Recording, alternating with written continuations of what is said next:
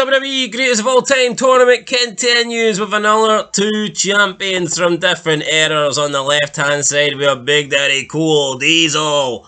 And then on the right hand side we have arguably one of the worst WWE champions of all time.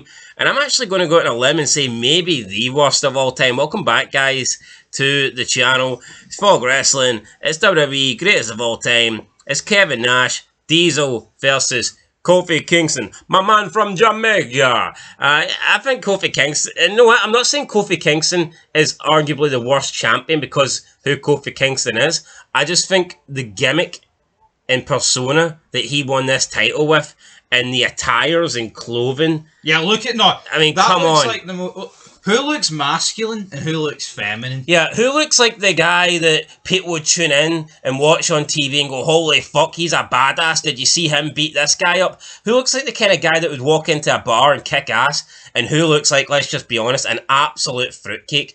Oh, no, but come on. Look at these two images side by side. Fruity Pebble. Yeah, but you can see why wrestling went downhill. Anyway, I'm glad to say that Diesel won. 70% of the vote, 298 votes. Big Daddy Cool Diesel getting into the next round. I think it would have been an injustice if Kofi Kingston had to beat Diesel. But we're just... See, when you put these two side by side, even in photo image, you can see that one's a champ, one's a wrestler, and the other guy's just a guy that... a toy that comes out of a cereal box at the end of the day. Bright pink, bright blue, the shittest gimmick ever. I mean, this was a dark period, man. This guy was beating like Randy Orton. Horns on his head, and let's not pretend that there wasn't like symbolism there. A little bit of symbolism there, you know what I'm saying? But you know, I'm actually disgusted that... Bootios, come on. I'm disgusted that it's that close. I know it doesn't look close, but 30% of people, folks, you know, about 90 people have voted for fucking Kofi Kingston here. 90 people too many. I don't give a shit how limited Nash was in the ring.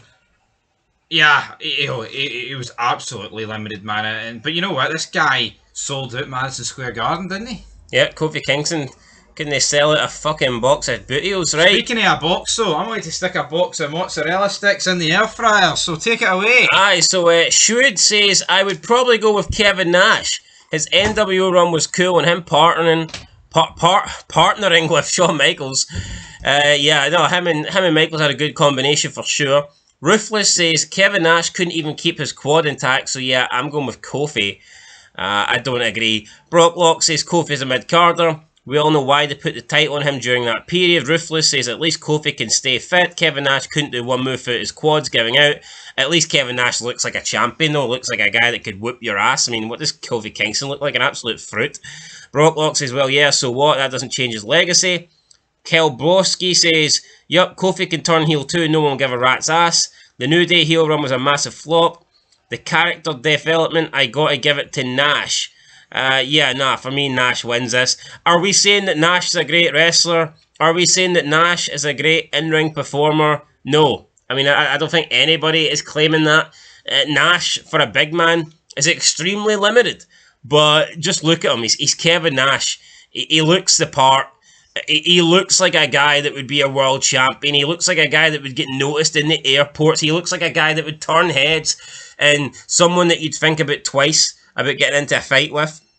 I mean, Kofi Kingston looks like the kind of guy you could beat up with one hand tied behind your back. So, yeah, for me, 100% Kevin Nash. And Ruthless says, Shawn Michaels, Hulk Hogan, Scott Hall carried Kevin Nash. Without them, he wouldn't be relevant right now. Look, did they add a lot to Kevin Nash? Definitely. The Nash and Shawn Michaels run was good.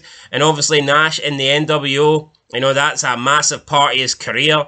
But I mean, the NWO helped Hogan out just as much as Hogan helped the NWO, I would argue as well. So it's not like Nash and Hall, Hall and Hogan did all the work and Nash just benefited from it. I think Nash did contribute too. He was a big star when he came over. Anyway, Mr. Anonymous says Kevin Nash is a star. Skullduggery Doo-Doo says Nash wasn't the best, but more believable. Kofi trying to act like a badass champ was a joke. So happy when Brock beat him in 5 seconds. Glitchmine said, no way people actually said Kofi over Diesel. Evolutionizer says KOFIMANIA is over. Kevin Nash is just too sweet. NWO for life. Willis says, I gotta go with Kenora Man. Then, you know, bing, bing, boom, boom. SOS. Well, I don't go with Kofi Kingston, that is for sure. Beer Sensei says, it's Big Kev, easily.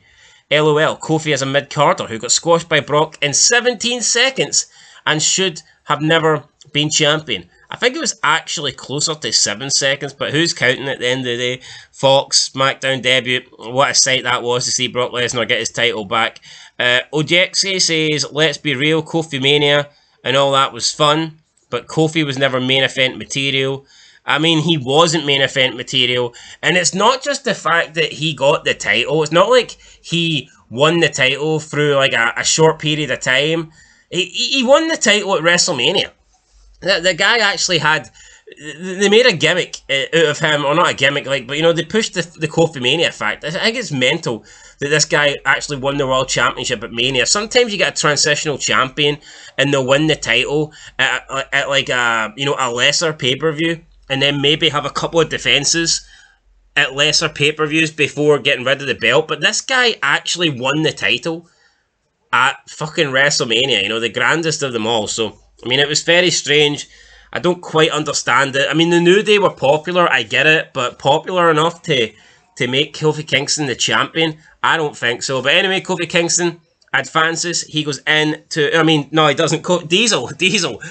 Tongue twisted there. Diesel advances. He goes into round 2, where he will take on the winner of the next matchup, which is Bruno Sammartino and Mankind. I'm looking at this section of the draw, and I've got to say, now remember guys, this was completely randomised, but I'm looking at this section of the draw, and I'm thinking this is very weak. You know, we're going to get...